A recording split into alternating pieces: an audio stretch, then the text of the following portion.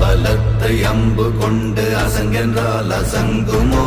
கம்பமற்ற பார்க்கடல் கலங்கென்றால் கலங்குமோ? இன்பமற்ற யோகியை இருளும் வந்து அணுகுமோ? செம்பொன்னம்பலத்துளே தெளிந்ததே சிவாயமே. ஓம் நமச்சிவாய ஓம் ஓம் நமச்சிவாய ஓம் நமச்சிவாய ஓம் ஓம் நமச்சிவாய ஓம் நமச்சிவாய ஓம் ஓம் நமச்சிவாய ஓம் நமச்சிவாய ஓம் ஓம் நமச்சிவாய.